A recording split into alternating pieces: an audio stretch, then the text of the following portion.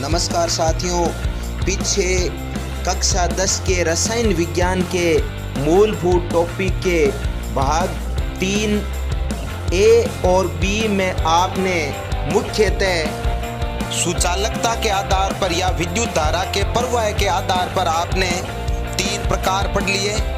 एक तो है जैसे सुचालक, एक है कुचालक और एक है अर्धचालक। अब मैं आपको अभी जो हमने इस वीडियो के अंदर टॉपिक पढ़े हैं, इन टॉपिक्स के आधार पर बनने वाले कुछ क्वेश्चन बता रहा हूं। चलो, जैसे अपना एक क्वेश्चन है कि प्रकृति की सबसे सुचालक धातु कौन सी होती है या कौन सा पदार्थ होता है और क्यों। बहुत बढ़िया प्रश्न है, ये कई बार बोर्ड में आया हुआ प्रश्न है कि प्रकृति की सबसे सुचालक धातु, या ऐसा भी आ सकता है प्रकृति का सबसे सुचालक पदार्थ कौन सा है और क्यों। तो चलो अपन इसका उत्तर देते हैं। देखो, सुचालक शब्द इसने पूछा है कि सुचालक कौन सा है। तो यहां आप ध्यान रखना, कोई भी पदार्थ है, मैं आपको प्रश्न से पहले कुछ चीजें बता देता हूं। कोई भी पदार्थ होता है, सुचालकता का जो निर्धारण होता है ना, वो उसकी चालकता से होता है, और या आप कह सकते हो उसकी प्रतिरोधकता से होता है। यानी जो जितना ज्यादा सुचालक है, समझ लेना उसकी चालकता मतलब सिग्मा उतनी ही क्या होगी, अधिक होगी। उसकी सिग्मा उतनी ही अधिक होगी। इसका विपरीत भी हो सकता है, यानी जो जितना ज्यादा सुचालक है उसकी प्रतिरोधकता उतनी, यानी प्रतिरोधकता का संकेत होता है रो, ये उतना ही क्या होगा, कम होगा। तो अब आपको पता है सबसे सुचालक धातु प्रकृति में कौन है भाई, चांदी है। चांदी का लैटिन भाषा में नाम क्या होता है, अर्जेंटम। इसलिए चांदी का प्रतीक क्या होता है, Hg। तो ये क्लियर हो गया कि प्रकृति की सबसे सुचालक धातु या सुचालक पदार्थ कौन सा है, चांदी है। चलो ठीक है, तो चांदी है, इसका मतलब देखो पहले ही सोच लो उत्तर क्या आने चाहिए हमारे, कि चांदी की चालकता तो होनी चाहिए ज्यादा और चांदी की प्रतिरोधकता होनी चाहिए सबसे कम। तो ध्यान दो, चांदी की जो प्रतिरोधकता होती है मतलब रो होती है, वो प्रकृति में सबसे कम होती है। कितनी, रो बराबर होता है चांदी का 1.60 इंटू 10 की घात -8 ओम इंटू मीटर। ये रो का मान है।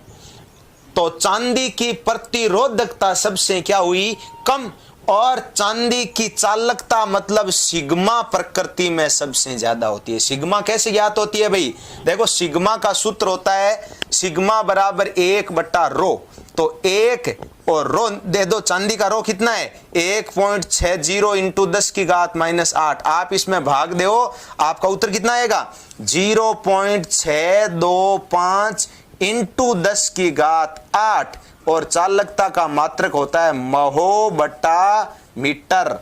तो ये प्रकृति में सबसे अधिक है।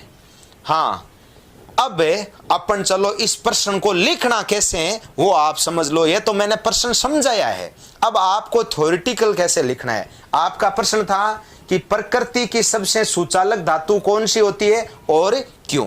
तो अपन उत्तर देंगे, प्रकृति की सबसे सुचालक धातु चांदी होती है। देखो ये मैंने समझाने के लिए बताया, आपको ऐसे लिखना नहीं है। हाँ, लिखना कैसे है, प्रकृति की सबसे सुचालक धातु चांदी होती है क्योंकि चांदी की चालकता प्रकृति में सर्वाधिक होती है। अर्थात, अब इसका मान लिख दो अर्थात 0.625 इंटू 10 की घात 8 महो बट्टा मीटर होती है, जो प्रकृति में सबसे अधिक है।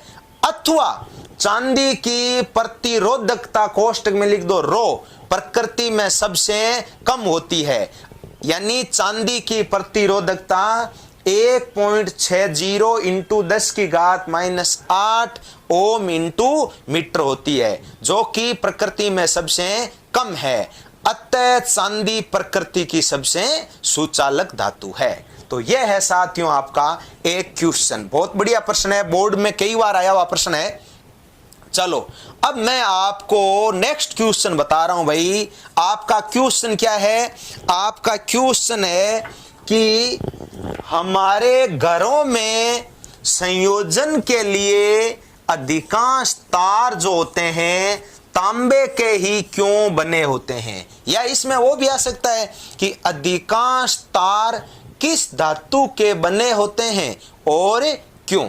चलो अब अपन इसका उत्तर समझते हैं। देखें, आपको पता है कि प्रकृति की सबसे सुचालक धातु कौन सी है? सबसे सुचालक धातु है भाई चांदी। तो हमारे तार किसके बने होने चाहिए? हमारे तार साथियों चांदी के बने होने चाहिए। परंतु चांदी जो है, ये चांदी प्रकृति में बहुत ही महंगी धातु है। ऐसा नहीं है सबसे महंगी है, सबसे महंगी नहीं है, महंगी है भाई। चांदी से तो सोना ही ज्यादा महंगा होता है, लेकिन आप यूं कह दो चांदी काफी महंगी धातु है, इसलिए चांदी के तार बनाना संभव नहीं है। अब देखो, अभी आपने पढ़ा था, यही बता देता हूं कि सबसे ज्यादा चालकता किसकी हुई? चांदी की। या सबसे कम प्रतिरोधकता किसकी हुई? चांदी की। लेकिन चांदी के बाद जो प्रतिरोधकता होती है वो किसकी होती है? वो याद रखना तांबे की होती है। तांबा, कॉपर, जिसका प्रतीक है Cu। तांबे की कितनी होती है? तांबे की प्रतिरोधकता चांदी से थोड़ी ज्यादा है, 1.62 इंटू 10 की घात -8 ओम इंटू मीटर। अब इससे आप सिग्मा इसकी निकाल लीजिए कितनी आ रही है। यानी कॉपर जो है, कॉपर की जो प्रतिरोधकता है उसका मान है 1.62 इंटू 10 की घात -8। तो चांदी के बाद 2 नंबर जो सुचालक पदार्थ होता है वो कौन है? वो है भाई तांबा। तो चांदी की अपेक्षा तांबा बहुत ही क्या होता है? सस्ता होता है। इसलिए हमारे घरों में जो संयोजन के, या आप ऐसे कह दो फिटिंग के जो तार होते हैं वो मुख्यतया किसके बने होते हैं? तांबे के बने होते हैं। तो ये तो देखो मैंने आपको समझाया है। अब आपको प्रश्न लिखना कैसे है? आपको ऐसे लिखना है कि हम जानते हैं कि चांदी प्रकृति की सबसे सुचालक धातु होती है तथा चांदी के बाद तांबा प्रकृति की दूसरी सुचालक धातु है।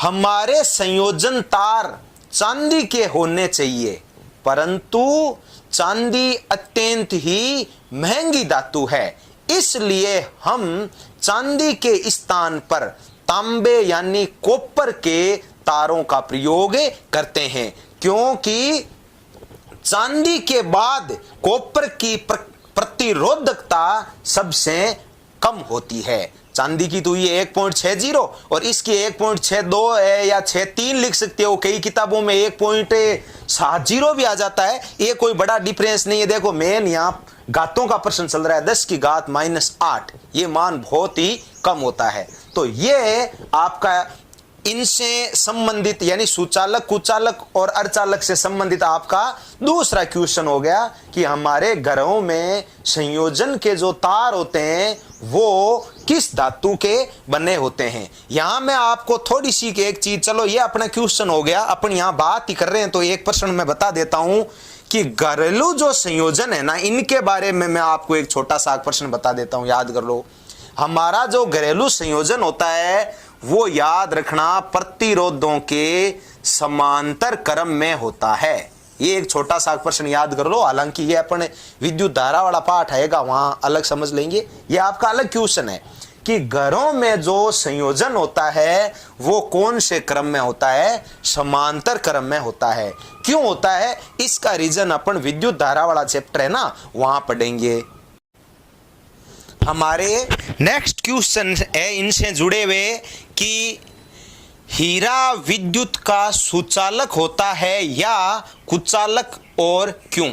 देखो ये कई प्रकार से प्रश्न आ सकता है। जैसे मैंने एक टाइप ये बता दिया कि हीरा विद्युत का सुचालक होता है या कुचालक, और क्यों। या आपको पता है कि जैसे हीरा होता है, ये हीरा विद्युत का क्या होता है, कुचालक होता है। तो कई बार प्रश्न ऐसे भी आ जाता है कि हीरा विद्युत का कुचालक क्यों होता है, कारण सहित स्पष्ट कीजिए। चलो मैं आपको बताता हूं हीरा विद्युत का कुचालक क्यों होता है। ध्यान दो कि पहले मैं प्रश्न समझा देता हूं कि हीरे में क्या होता है। हीरा जो होता है, आपको पता है हीरा कार्बन का एक अपर रूप है। हीरा कार्बन का एक अपर रूप है। तो हीरे में क्या होता है, हीरे में जो एक कार्बन होता है वो 4 अन्य कार्बन परमाणुओं से जुड़ा होता है। आपने देखो अर्धचालक वाले चैप्टर में पढ़ा था कि कार्बन जिसका प्रतीक होता है C, कार्बन क्या है, कार्बन एक अर्धचालक है, कार्बन एक सेमीकंडक्टर है। और कार्बन की संयोजकता कितनी होती है, 4, यानी कार्बन कैसा है, कार्बन चतु संयोजी है, 4 संयोजकता इसकी होती है। तो होता क्या है, देखो जैसे ये कार्बन है, आप इसको यूं समझ लीजिए, इस हीरे में क्या होता है, ये एक कार्बन होता है ना, वो 4 अन्य कार्बन से जुड़ा होता है। जैसे ये कार्बन है तो इसकी संयोजकता कितनी हुई, 4, आप इसको यूं लिखिए। और ये कार्बन कितने अन्य से जुड़ा होगा, 4 से। इसका मतलब देखो ये एकल बंध हो गया, इस बंध में 2 इलेक्ट्रॉन होते हैं। 2 इलेक्ट्रॉन होने का मतलब देखो 2 यहां हो गए, 2 यहां हो गए, 2 यहां हो गए, 2 यहां हो गए। इसका मतलब इस बीच वाले कार्बन का अष्टक क्या हुआ, पूरा। हर कार्बन की ये स्थिति है, जैसे इसका भी ऐसे अष्टक, ये भी 4 से, ये भी 4 से, ये भी 4 से, ये भी 4 से। इस प्रकार आगे से आगे जुड़कर ये हीरा जो है ना, वो एक किस प्रकार की संरचना बना लेता है, ये एक क्रिस्टलीय संरचना का निर्माण कर लेता है। क्रिस्टलीय और ज्यामितीय संरचना का निर्माण कर लेता है। तो देखो हर कार्बन की ये स्थिति है। जैसे ये एक कार्बन है, 4 अन्य से जुड़ गया, ये कार्बन भी 4 अन्य से जुड़ जाएगा, ये भी 4 अन्य से जुड़ जाएगा। तो हीरे में क्या होता है, हीरे में प्रत्येक जो कार्बन होता है, मैंने यहां आपको भूल में 3 बता दिए, नहीं 4 से जुड़ा होता है, कि हीरे में जो प्रत्येक कार्बन होता है वो 4 अन्य कार्बन परमाणुओं से जुड़ा होता है। इसलिए हीरे में कोई मुक्त इलेक्ट्रॉन नहीं होता। इसलिए हीरा विद्युत का क्या होता है, कुचालक होता है। देखो ये आपके 10वीं के लेवल तक का प्रश्न हो गया। मैं एक पॉइंट इसमें और बता देता हूं, हीरा विद्युत का कुचालक क्यों होता है, इसके मैं 2 कारण बताता हूं। कारण 2 है, एक कारण मैंने आपको बता दिया। आपको क्वेश्चन लिखना कैसे है कि हीरा विद्युत का कुचालक होता है, इसके 2 कारण होते हैं। पहला कारण मैंने बता दिया है। पहला कारण क्या लिखना है कि हीरे में प्रत्येक कार्बन 4 अन्य कार्बन परमाणुओं से जुड़ा होता है, जिससे हीरे में कोई मुक्त इलेक्ट्रॉन नहीं होता। और दूसरा कारण सुनो भाई, देखो अर्धचालक होते हैं ना, अर्धचालकों में एक शब्द आता है वर्जित ऊर्जा अंतराल। वर्जित ऊर्जा अंतराल। और वर्जित ऊर्जा अंतराल को ऐसे लिखते हैं भाई, डेल, ये त्रिभुज का चिन्ह डेल और ई और जी, डेल ई जी से लिखते हैं। तो मैं यहां थोड़ा सा बता देता हूं, देखो डेल ई जी की क्या स्थिति होती है, मतलब वर्जित ऊर्जा अंतराल की क्या स्थिति होती है। वर्जित ऊर्जा अंतराल वास्तव में ऊर्जा का अंतर है, आप ये मान के चलो। तो जो सुचालक होते हैं ना, सुचालकों का वर्जित ऊर्जा अंतराल याद रखना 0 होता है। सुचालक जो होते हैं, सुचालकों का जो वर्जित ऊर्जा अंतराल होता है वो 0 होता है। और जो कुचालक होते हैं, कुचालकों का जो वर्जित ऊर्जा अंतराल होता है वो 3 इलेक्ट्रॉन वोल्ट से क्या होता है, अधिक होता है। 3 इलेक्ट्रॉन वोल्ट से अधिक होता है। और बच गए कौन भाई, बच गए अर्धचालक। तो अर्धचालकों का वर्जित ऊर्जा अंतराल कितना होता है, 0 से 3 इलेक्ट्रॉन वोल्ट के मध्य होता है। तो देखो सूचालकों का हुआ 0, कुचालकों का हुआ 3 इलेक्ट्रॉन वोल्ट। देखो यहां इलेक्ट्रॉन वोल्ट शब्द है ना, ये ऊर्जा का मात्रक होता है, ध्यान रखना। केवल वोल्ट शब्द होता है, ये तो विभव का मात्रक होता है, और इलेक्ट्रॉन वोल्ट किसका होता है? ऊर्जा का। तो यहां कुचालकों का वर्जित ऊर्जा अंतराल है 3 इलेक्ट्रॉन वोल्ट से अधिक, और जो अर्धचालक बच गए, अर्धचालकों का वर्जित ऊर्जा अंतराल 0 से 3 इलेक्ट्रॉन वोल्ट के मध्य होता है। ये मैंने आपको साइड में करके ये क्वेश्चन आपको बता दिया है कि वर्जित ऊर्जा अंतराल इनका कितना कितना होता है। हाँ, तो यहां देखो जो हीरा होता है ना, हीरे का वर्जित ऊर्जा अंतराल याद रखना 3 इलेक्ट्रॉन वोल्ट से क्या होता है? अधिक होता है।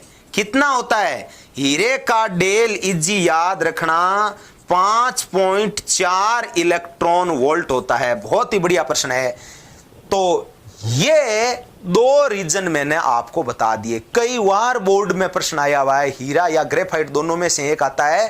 तो 10वीं क्लास तक का देखो यही प्रश्न है कि हीरे में कोई मुक्त इलेक्ट्रॉन नहीं होता, लेकिन आपके स्पेशली प्रश्न आ जाए तो आप 2 रीजन इसके लिख दो। अब एक बार इस प्रश्न को फिर सुन लो। आपका क्वेश्चन है हीरा विद्युत का कुचालक क्यों होता है, या ऐसे आ जाता है कुचालक होता है या सुचालक। अब आपको दोनों में से एक चीज का सिलेक्शन करना है। तो मैं आपको उत्तर बता रहा हूं, हीरा विद्युत का कुचालक होता है।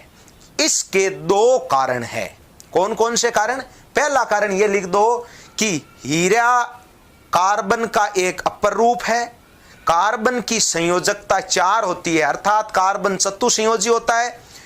हीरे में प्रत्येक कार्बन 4 अन्य कार्बन परमाणुओं से जुड़ा होता है, जिसके कारण हीरे में कोई मुक्त इलेक्ट्रॉन नहीं पाया जाता। अतः हीरा विद्युत का कुचालक होता है। फिर लिखो, इसका दूसरा कारण यह है कि हीरे का वर्जित ऊर्जा अंतराल 3 इलेक्ट्रॉन वोल्ट से अधिक होता है, अर्थात 5.4 इलेक्ट्रॉन वोल्ट होता है। इन 2 कारणों के कारण हीरा विद्युत का क्या होता है? कुचालक होता है। यह हुआ साथियों आपका एक क्वेश्चन कि हीरा विद्युत का कुचालक क्यों होता है। हाँ, अब मैं आपको नेक्स्ट क्वेश्चन बता रहा हूं कि यह जो ग्रेफाइट होता है, यह ग्रेफाइट सुचालक होता है या कुचालक, और क्यों? चलो इसका उत्तर सुनो भाई। हमें पता है कि ग्रेफाइट जो होता है ना, ये ग्रेफाइट विद्युत का क्या होता है? सुचालक होता है। देखो कई बार सीधा प्रश्न भी आ जाता है कि ग्रेफाइट विद्युत का सुचालक क्यों होता है, हमें खुद अगला दे देता है। और कई बार ऐसे आ जाता है कि सुचालक होता है या कुचालक, कारण सहित स्पष्ट कीजिए। तो ग्रेफाइट विद्युत का क्या होता है? सुचालक होता है। बात आई है क्यों? तो वही बात है, देखो अपन ऐसे लिखेंगे, ग्रेफाइट जो है ना वो कार्बन का ही एक अपर रूप है। सेम ऊपर वाली बात है। अरे हीरा और ग्रेफाइट है ना, ये कार्बन के क्रिस्टलीय अपर रूप होते हैं। कार्बन के 2 प्रकार के अपर रूप होते हैं। कार्बन का अपने पूरा पाठ है, वहां सारी चीज बताएंगे आपको। एक तो होता है क्रिस्टलीय और एक होता है अक्रिस्टलीय। तो क्रिस्टलीय अपर रूप कार्बन के 3 होते हैं। कौन कौन से? एक तो हीरा, एक ग्रेफाइट और एक फुलरीन, ये 3 होते हैं। तो यहां ऐसे लिखेंगे कि ग्रेफाइट भी कार्बन का एक अपर रूप होता है, और कार्बन आपको पता है क्या होता है? कार्बन चतुसंयोजी अर्धचालक होता है। यह अर्धचालक है कार्बन। कार्बन चतुसंयोजी है, तो यानी इसकी संयोजकता कितनी हो गई? 4। अभी मैं पहले समझा रहा हूं, अभी इसका उत्तर अपन लिखेंगे बाद में। तो ग्रेफाइट में क्या होता है? ग्रेफाइट में याद रखना, एक कार्बन जो होता है, एक कार्बन ने 3 अन्य कार्बन परमाणुओं से जुड़ा होता है। देखो कार्बन की संयोजकता कितनी हुई? कार्बन की संयोजकता तो होती है 4, लेकिन ग्रेफाइट में जो एक कार्बन होता है वो कितने से जुड़ा हुआ होता है? 3 से। जैसे देखो ये मान लीजिए ये कार्बन है, इसकी ये 4 संयोजकता है, ये 4 संयोजकता है, यहां कार्बन है, यहां कार्बन है, यहां कार्बन है, यहां कोई कार्बन नहीं होता। नहीं होने का मतलब देखो यहां पर, अरे जब इधर कार्बन होता है ना तो ये सहसंयोजी बंध है, वैसे तो एक इलेक्ट्रॉन ये देता है और एक इलेक्ट्रॉन ये देता है, ये आपको कार्बन वाले पार्ट में बता देंगे। तो यहां पर क्या होता है, यहां पर एक मुक्त इलेक्ट्रॉन पाया जाता है। अरे एक चीज ध्यान रखना, विद्युत धारा है या नहीं है इसका निर्धारण 2 प्रकार से होता है। किस किस से? या तो होता है मुक्त इलेक्ट्रॉन से और या होता है आयनों से।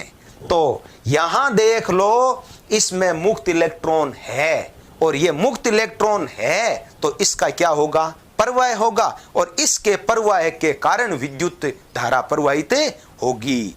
तो आप इसमें भी वही लिख दो कि ग्रेफाइट विद्युत का सुचालक होता है, क्योंकि ग्रेफाइट कार्बन का अपर रूप है, कार्बन की संयोजकता 4 होती है। तो ग्रेफाइट में क्या होता है, ग्रेफाइट में एक कार्बन 3 अन्य कार्बन परमाणुओं से जुड़ा होता है, जिसके कारण ग्रेफाइट में एक मुक्त इलेक्ट्रॉन पाया जाता है। अतः ग्रेफाइट विद्युत का सुचालक होता है। यह आपका पहला कारण हो गया। हाँ, नीचे आप स्टार लगा के अलग से लिख देना कि ग्रेफाइट की वर्जित ऊर्जा अंतराल यानी डेल इजी का मान लगभग क्या होता है, 0 होता है। हालांकि खुद कार्बन का शून्य नहीं है, आपने अर्धचालकों के अंदर पढ़ा होगा, अलग अलग है। तो ग्रेफाइट का जो वर्जित ऊर्जा अंतराल होता है कितना होता है, 0 होता है। देखो ये वर्जित ऊर्जा अंतराल में शब्द बता रहा हूं, ये 12वीं क्लास का टॉपिक है, लेकिन आप यहां नाम सीख लो इसका। ये ऊर्जा से रिलेटेड शब्द है और इसका मात्रक होता है इलेक्ट्रॉन वोल्ट। तो ये 2 कारण है, एक तो इसमें मुक्त इलेक्ट्रॉन होता है और दूसरा रीजन मैंने क्या बताया है, दूसरा रीजन मैंने ये बताया है कि जो ग्रेफाइट होता है, इस ग्रेफाइट का वर्जित ऊर्जा अंतराल 0 होता है। अब हमारा नेक्स्ट क्वेश्चन है कि विभिन्न प्रकार के पदार्थों में आवेश वाहकों के नाम बताइए, आवेश वाहकों के नाम बताइए। तो मैं आपको वही एग्जाम्पल दे रहा हूं जो आपकी पाठ्य पुस्तक में जगह जगह आ रखे हैं, इन सबको मैंने एक जगह करके आपको बताने का प्रयास किया है। तो सबसे पहले हम बात करते हैं कि ये आवेश वाहक क्या होते हैं। आवेश वाहक, आवेश शब्द तो वो होता है जिसके प्रवाह के कारण विद्युत धारा उत्पन्न होती है। यह आपको विद्युत धारा वाले चैप्टर में बता दिया जाएगा। आवेश वाहक क्या होते हैं, आवेश वाहक वे पदार्थ होते हैं, वे पदार्थ या वे आयन होते हैं जिनके प्रवाह के कारण किसी भी पदार्थ में विद्युत धारा उत्पन्न होती है, विद्युत धारा उत्पन्न होती है, उसको आवेश वाहक कहते हैं। यानी वे पदार्थ या ऐसे बोल दो वे कारक जिनके प्रवाह के कारण विद्युत धारा उत्पन्न होती है, उनको आवेश वाहक कहते हैं। जैसे आवेश वाहकों के उदाहरण क्या दे सकते हो आप, जैसे मुक्त इलेक्ट्रॉन है, आयन है। देखो ये जो आयन शब्द मैं बोल रहा हूं, आयन, आयन एज है मुक्त इलेक्ट्रॉन ही है। बस आयन में और मुक्त इलेक्ट्रॉन में थोड़ा सा आप फर्क समझिए। मुक्त इलेक्ट्रॉन तो केवल ऋणावेशित होते हैं, लेकिन आयन जो शब्द है ना, आयन में आप ऋणावेश प्लस धनावेश ये दोनों आप शब्द है वो काउंट कर सकते हो, हालांकि है दोनों एक ही लगभग। तो आवेश वाहक कौन कौन हो सकते हैं, जैसे मुक्त इलेक्ट्रॉन हो सकते हैं, आयन हो सकते हैं, और तीसरा जैसे कोई अर्धचालक होता है। यदि कोई अर्धचालक है, अर्धचालक के अंदर जो आवेश वाहक होते हैं वो मुक्त इलेक्ट्रॉन और होल होते हैं। ये बहुत इंपॉर्टेंट क्वेश्चन है, लेकिन ये 12वीं के लेवल का क्वेश्चन है, इसलिए आप केवल इनके नाम याद कर लीजिए कि अर्धचालकों के आवेश वाहक कौन होते हैं, मुक्त इलेक्ट्रॉन और होल। चलो अभी अपन ने यह समझा ये आवेश वाहक होते क्या हैं, मतलब जिनके प्रवाह के कारण, जिनके गति करने के कारण विद्युत धारा उत्पन्न होती है, उनको हम क्या कहते हैं, आवेश वाहक कहते हैं। चलो मैंने आपको कुछ एग्जाम्पल दिए हैं, जैसे एक तो जितने भी सुचालक होते हैं, या मैं आपको यूं बोल दूं जितनी भी धातुएं होती है, उन धातुओं में आवेश वाहक बताने हैं, ग्रेफाइट में बताना है, मानव शरीर में बताना है, अम्ल सार और लवणों के विलयन में बताना है, और पृथ्वी में बताना है, और अर्धचालक में बताना है। मतलब जो जो सुचालक है ना, उनके मैंने आपको उदाहरण दिए हैं। तो अपन चलो एक एक की बात करते हैं। सबसे पहले धातुएं। आपको मैंने पीछे बता रखा है कि लगभग सभी धातुएं विद्युत की सुचालक होती है। केवल एक धातु है, कौन सी? पारा, जिसका प्रतीक क्या है? Hg। वो विद्युत की क्या होती है? कुचालक होती है। लेकिन एक चीज और सुनना, ये जो पारा होती है ना, आपने पीछे अति चालकता पढ़ा है। यदि अत्यंत ही कम तापमान होता है, कम तापमान कितना? यदि तापमान पारे का 4.2 केल्विन होता है, तो यही जो पारा है, मतलब जो Hg है, ये किसकी भांति व्यवहार करता है? ये अति चालकता की भांति व्यवहार करता है। ये चीज भी आपको ध्यान में रखनी है। हाँ, तो जितनी भी धातुएं हैं, उन धातुओं में मेन आवेश वाहक कौन होते हैं भाई? मुक्त इलेक्ट्रॉन। मुक्त इलेक्ट्रॉन मतलब ऋणावेश। अर्थात धातुओं में आप यूं कह सकते हो, मुक्त इलेक्ट्रॉनों के प्रवाह के कारण विद्युत धारा उत्पन्न होती है। तो धातुओं के अंदर हो गए। अब है भाई ग्रेफाइट। आपको देखो पीछे बता रखा है, ये ग्रेफाइट क्या है? ये ग्रेफाइट कार्बन का एक क्रिस्टलीय अपरूप है। तो ग्रेफाइट में आपने पिछला प्रश्न पढ़ा ही है, ग्रेफाइट में आवेश वाहक कौन होता है? मुक्त इलेक्ट्रॉन। आपने पीछे क्या पढ़ा है कि ग्रेफाइट में एक कार्बन परमाणु 3 अन्य कार्बन परमाणुओं से जुड़ा होता है, जिसके कारण उसमें एक मुक्त इलेक्ट्रॉन पाया जाता है। इसलिए ग्रेफाइट विद्युत का क्या होता है? सुचालक होता है। चलो, ग्रेफाइट का मुक्त इलेक्ट्रॉन हो गया। अब है मानव शरीर। देखो, मानव शरीर में आप यूं कह सकते हो विभिन्न प्रकार के आयन। आयन में देखो मुख्य जो योगदान होता है अपने शरीर में Na+ और K+ आयनों का योगदान होता है। तो आप देखो, ये आयन और मुक्त इलेक्ट्रॉन दोनों लगभग एक जैसे ही है। आप दोनों एक जैसे ही मान सकते हो। यदि मानव शरीर में आपने मुक्त इलेक्ट्रॉन कह दिया तो भी गलत नहीं है, लेकिन ज्यादा बेटर जो उत्तर है ना, वो आयन है। यहां मैं एक चीज बता देता हूं, ये Na+ और K+ जो आयन होते हैं ना, इन दोनों आयनों का हमारे शरीर का जो तंत्रिका तंत्र होता है, इस तंत्रिका तंत्र में दोनों का विशेष योगदान होता है। तो मानव शरीर में कौन हुआ? आयन। और उसका अगला उदाहरण है अम्ल सार और लवणों के विलयन। तो अम्ल सार और लवणों का जो विलयन होता है, उनमें भी होते हैं आयन। आयन। और आगे मैं आपको इनके बारे में एक क्वेश्चन बताऊंगा, अभी देखना, बहुत बढ़िया प्रश्न है, अपनी किताब में आया हुआ क्वेश्चन है। तो इनके होते हैं आयन। एक है पृथ्वी। पृथ्वी में होते हैं भाई मुक्त इलेक्ट्रॉन। यहां थोड़ा सा आप ध्यान देना, ये पृथ्वी विद्युत की क्या होती है? सुचालक। और ये जो पृथ्वी होती है ना, इस पृथ्वी की जो धारिता होती है वो अनंत होती है। धारिता क्या चीज होती है? ये 12वीं क्लास की चीज है। धारिता का मतलब क्या होता है? धारिता का मतलब होता है आवेशों को धारण करने की, मतलब आवेशों को ग्रहण करने की क्षमता। ये जो पृथ्वी है ना, ये कितने आवेशों को ग्रहण कर सकती है, मतलब असंख्य इलेक्ट्रॉन ये ले सकती है और असंख्य इलेक्ट्रॉन ये दे सकती है। तो पृथ्वी में आवेश वाहक कौन हुए? मुक्त इलेक्ट्रॉन। और आगे है अर्धचालक। तो अर्धचालक में मैंने आपको बता दिया है, पीछे आपने वीडियो भी पढ़ा है, उसमें अर्धचालकों के मुख्य आपने 2 उदाहरण लिए थे। कौन कौन? सिलिकॉन और जर्मेनियम। जिनमें देखो मैंने एक सिलिकॉन का आपको क्वेश्चन भी बताया था, याद हो तो। सिलिकॉन का उपयोग सौर सेल बनाने में किया जाता है। तो अर्धचालक जितने भी होते हैं ना, अर्धचालकों के अंदर जो आवेश वाहक होते हैं वो कौन होते हैं? एक तो होते हैं मुक्त इलेक्ट्रॉन और एक होते हैं होल। होल वैसे ये धनावेशित होते हैं भाई। होल जो शब्द है ना, ये धनावेशित कण है। आप तो इतना याद कर लो, अर्धचालकों में आवेश वाहक कौन होते हैं? अर्धचालकों में आवेश वाहक होते हैं मुक्त इलेक्ट्रॉन और होल। अब हमारा नेक्स्ट क्वेश्चन है कि अम्ल, सार और लवण विद्युत के सुचालक होते हैं या कुचालक, कारण सहित स्पष्ट कीजिए। बहुत ही बढ़िया प्रश्न है। देखो अपनी पाठ्य पुस्तक में अपने पाठ है अम्ल, क्षार और लवण, उसमें भी ये प्रश्न आया हुआ है। तो प्रश्न है आपका, अम्ल, क्षार और लवण विद्युत के सुचालक होते हैं या कुचालक है, कारण सहित स्पष्ट कीजिए। चलो मैं इस प्रश्न का आपको आंसर बताता हूं। देखो कोई भी अम्ल हो, कोई भी क्षार हो या कोई भी लवण हो, अपने जो शुद्ध अवस्था होती है उस शुद्ध अवस्था में वो विद्युत के क्या होते हैं, कुचालक होते हैं। जैसे देखो लवण होते हैं ना, लवणों की एक विशेषता होती है, लवण जितने भी होते हैं ये क्रिस्टल रूप में होते हैं। क्रिस्टल किसको कहते हैं भाई? क्रिस्टल का मतलब होता है जिसकी ज्यामितीय संरचना निश्चित होती है, ज्यामितीय संरचना जिसकी निश्चित होती है उसको हम क्या कहते हैं? क्रिस्टल। जैसे मान लो लवणों का सबसे बढ़िया उदाहरण होता है साधारण नमक। साधारण नमक जिसका सूत्र क्या होता है? NaCl।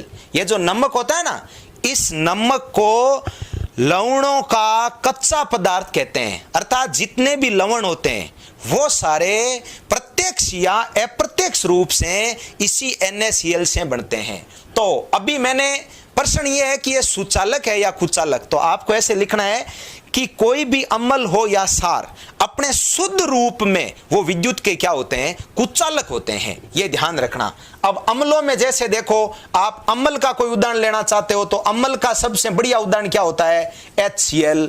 कोई क्षार का उदाहरण लेना चाहते हो तो उदाहरण होता है NaOH।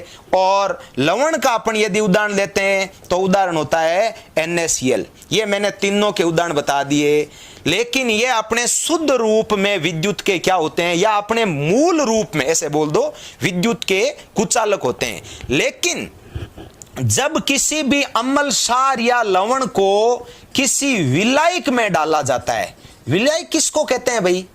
विलायक का मतलब होता है जो किसी दूसरे को घोलता है उसको क्या कहते हैं? विलायक कहते हैं। विलायक तीन शब्द होते हैं। देखो एक तो होता है विलायक, एक होता है विलेय और एक होता है विलयन। विलय कौन होता है? जो घोलता है। और एक शब्द होता है विलेय। विलेय कौन होता है? जो किसी में घुलता है। और एक होता है विलयन। विलयन क्या होता है कि देखो विलेय तो घुल गया और विलायक ने घोल लिया, तो विलेय और विलायक इन दोनों से क्या बनता है? विलयन बनता है, सॉल्यूशन बनता है। तो आप ये मानो कि जब अम्ल और क्षार और लवण को किसी में घोल दिया जाता है, और एक चीज सुनना भाई, प्रकृति का सबसे अच्छा जो विलायक है, जो सर्वश्रेष्ठ या सर्वोत्तम विलायक होता है, वो होता है जल। तो अम्ल, क्षार और लवणों को जब जल में घोल दिया जाता है तो घोलते ही देखो क्या होता है? घोलते ही ये अपने आयनों में वियोजित हो जाते हैं। अपने आयनों में वियोजित हो जाते हैं मतलब टूट जाते हैं। और आयनों में वियोजित होने के कारण ही विलयन अवस्था में अम्ल, क्षार और लवण विद्युत के क्या होते हैं? सुचालक होते हैं। पहले आयनों में वियोजित हो जाएगा, बाद में आयनों का प्रवाह शुरू हो जाएगा, इसलिए विलयन अवस्था में ये विद्युत के क्या होते हैं? सुचालक। जैसे देखो अपन बात करते हैं यहां HCl की। आप HCl को जैसे ही जल में डालोगे, जल में डालते ये H+ और Cl- में टूट जाएगा। H+ और Cl- मतलब ये धनाइन हो गया, ये ऋणाइन हो गया। इसी प्रकार अपन जैसे मान लो NaOH की बात करते हैं, सोडियम हाइड्रोक्साइड की, तो ये Na+ में OH- में टूट जाएगा। और अपन यदि NaCl की बात करते हैं तो ये Na+ और Cl- में टूट जाएगा। तो अम्ल, क्षार और लवण अपने शुद्ध रूप में तो विद्युत के कुचालक होते हैं, परंतु विलयन अवस्था में विद्युत के सुचालक होते हैं, क्योंकि विलयन में डालने पर अम्ल, क्षार और लवण जो होते हैं अपने आयनों में वियोजित हो जाते हैं। और जिसके कारण आयनों का प्रवाह शुरू हो जाता है और ये विद्युत के क्या हो जाते हैं, सुचालक हो जाते हैं। तो ये दोस्तों आपका एक क्वेश्चन हो गया, अम्ल, क्षार और लवण विद्युत के सुचालक होते हैं या कुचालक। चलो मैं नेक्स्ट एक छोटा सा आपको एक क्वेश्चन और पूछता हूं। अपना क्वेश्चन क्या है? अपना क्वेश्चन है आवेशों की उत्पत्ति कैसे होती है। बहुत ही बढ़िया प्रश्न है। तो ये वैसे 12वीं के लेवल का प्रश्न है।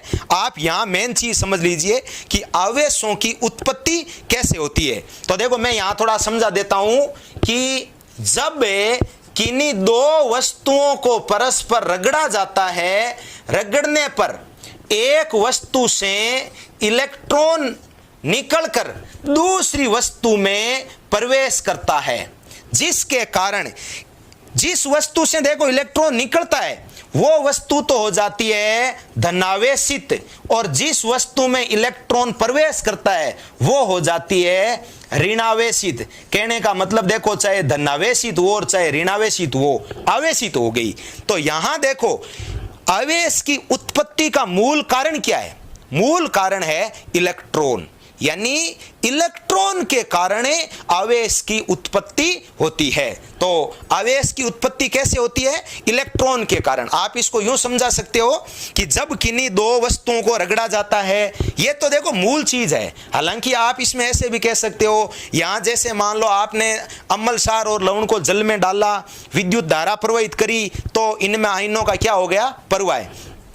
तो मेन आवेश की उत्पत्ति का कारण क्या होता है? इलेक्ट्रॉन। और एक चीज सुनना भाई, अपने आगे एक वीडियो पढ़ेंगे परमाणु के बारे में पढ़ेंगे, उसमें आप ध्यान रखना परमाणु के 3 मूल कण होते हैं, एक तो प्रोटॉन, एक इलेक्ट्रॉन, एक न्यूट्रॉन। इन तीनों में यदि मूल की बात करें ना तो वो होता है इलेक्ट्रॉन। सबसे जो मूल कण है ना वो कौन है? इलेक्ट्रॉन। तो आवेश की उत्पत्ति किसके कारण होती है? आवेश की उत्पत्ति इलेक्ट्रॉन के कारण होती है, या इलेक्ट्रॉन के निकलने के कारण या दूसरी वस्तु में इलेक्ट्रॉन के प्रवेश करने के कारण आवेश की उत्पत्ति होती है। तो आवेश की उत्पत्ति का मेन जनक कौन हो गया? इलेक्ट्रॉन। तो ये साथियों कुचालक, सुचालक और अर्धचालक है, इनसे रिलेटेड कुछ क्वेश्चन है। मैं आगे जो पदार्थ से संबंधित वीडियो आएगा उस वीडियो के अंदर पदार्थ की जो भौतिक अवस्थाएं होती है, भौतिक अवस्थाओं के बारे में बताऊंगा कि कितनी भौतिक अवस्थाएं होती है और भौतिक अवस्थाओं के आधार पर पदार्थ कितने प्रकार के होते हैं। धन्यवाद।